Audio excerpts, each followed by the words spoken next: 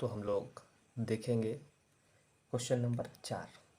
तो खाते में प्रत्येक वर्ष का मिश्रधन, जो खाते में प्रत्येक वर्ष का मिश्रधन जमा करना है, जबकि 10,000 की राशि जो 8% वार्षिक दर से, ठीक है, वार्षिक दर से चक्रवृद्धि ब्याज पर जमा की जाती है। ठीक है, तो इसका निकालना है कि आप ये जो आप निकालेंगे वो क्या एपी में है या नहीं है, वो सबसे पहले आपको जानना है। तो आपको हम साइड से बताते चलें, ठीक है। थोड़ा सा यहाँ पे हम आपको जानकारी दे दें, नॉलेज दे दें, ध्यान दीजिएगा।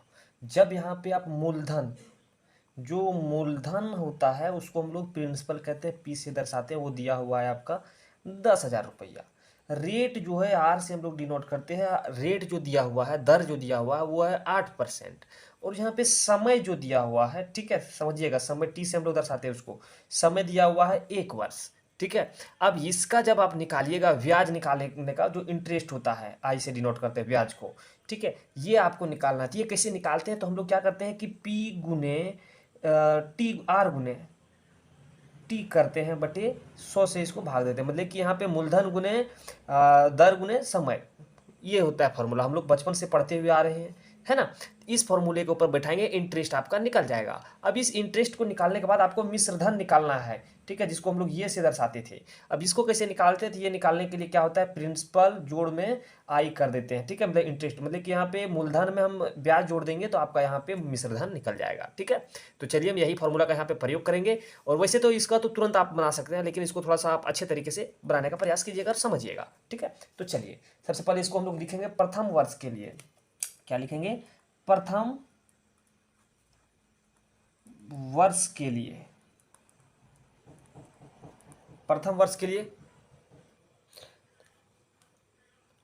तो क्या हो जाएगा यहाँ पे हो जाएगा प्रथम वर्ष के लिए, यहाँ पे हो जाएगा मूलधन। देखिए इसका जो दिया हुआ है, मूलधन दिया हुआ है, कितना दिया हुआ है, 10,000 रुपये, है ना।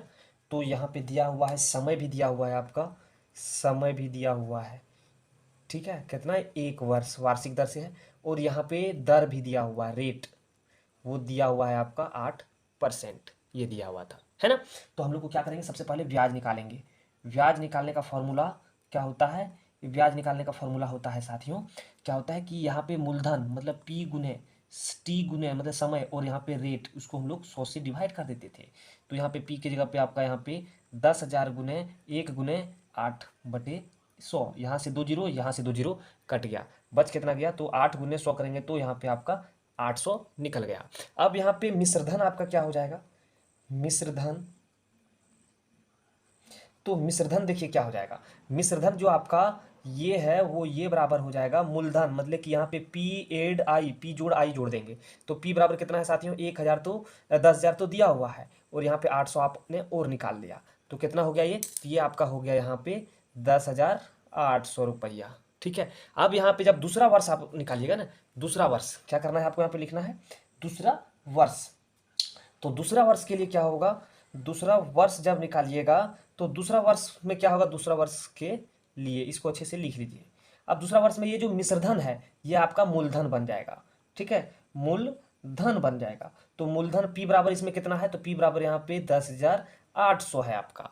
ठीक है, अब इसमें भी वही समय भी वही है, समय जो है आपका टी बराबर वही दिया हुआ है, कितना 1, और यहाँ पे आर बराबर रेट दिया हुआ है, यहाँ पे कितना साथियों 8%। तो तुरंत हम लोग क्या करेंगे, अब यहाँ से निकाल लेंगे ब्याज, आई बराबर, तो अभी हम लोग आई बराबर निकाले थे, क्या निकाले थे, आई बराबर यहाँ पे ब्याज आप लिख दीजिएगा, थोड़ा सा बेस्ट होगा, जब हिंदी से लिख ही रहे हैं तो आई बराबर लिख दीजिए आप।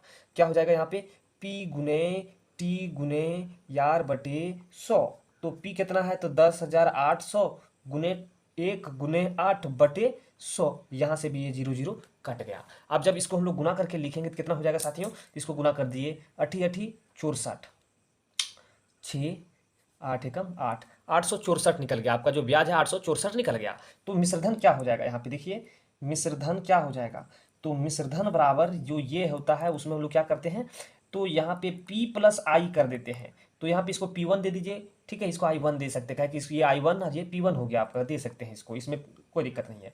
अब जोड़ दीजिए कितना है, तो यहाँ पे 10,800 जोड़ 864, जब इसको हम लोग जोड़ेंगे तो 4 6 8 8 16, और यहाँ पे इसको यहाँ पे लिख देते हैं, वहाँ पे थोड़ा सा बराबर के साइन दे दिए इसलिए दिक्कत हो रहा है, ठीक है।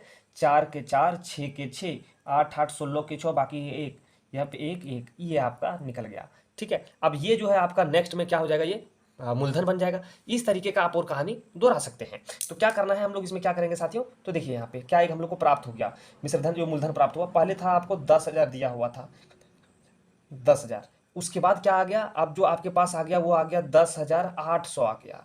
उसके बाद क्या आया, 11,664। इस तरीके से आप और निकाल सकते हैं। अब चेक करना है कि सार्व अंतर है या नहीं है, तो हम लोग कैसे चेक करेंगे, तो लिखेंगे सार्व अंतर निकालने के लिए क्या होता है कि ये 2 माइनस ये 1। अब यहाँ पे ध्यान दीजिएगा, ये 1 आपका ये हो गया, ये 2 आपका जहाँ से स्टार्ट करते हैं ये 1, इसके बाद इधर से बढ़ते चल जाइए, ये 2 ये 3, इस तरह से। तो ये डिसाइड करने के लिए उम्मीद है कि आप सीख गए होंगे। तो क्या करना है, तो यहाँ पे ये 2 दिया हुआ है 10,800 माइनस 10,000, तो कितना 800 निकल गया आपका। अब यहाँ पे फिर से हम लोग वही करते हैं, ये 3 माइनस ये 2 करके देखते हैं क्या आता है। तो यहाँ पे है, यहाँ पे 11,664 माइनस 10,800, जब यहाँ पे कितना आएगा तो आपका आ जाएगा 864। तो देखिए यहाँ पे कुछ अलग आया और यहाँ पे कुछ अलग आया, ये क्या दोनों समान है, जी नहीं, ये दोनों समान नहीं है। तो जब समान नहीं होता है तो आप हम लोग क्या लिखते हैं कि जो इस सभी का सार्व अंतर समान नहीं है। जब समान नहीं है तो क्या है कि यह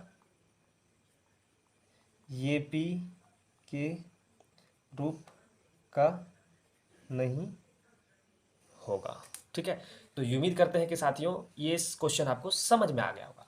चलिए, क्वेश्चन अगर आपको समझ में आ गया तो आप इस वीडियो को लाइक कर दीजिए, चैनल पे नए हैं तो चैनल को फटाफट सब्सक्राइब कर दीजिए और इस वीडियो को अपने दोस्तों के पास जरूर शेयर कर दीजिएगा। फिर हम लोग मिलते हैं नए क्वेश्चन लेकर, तब तक आपसे हम अलविदा लेते हैं। जय हिंद साथियों।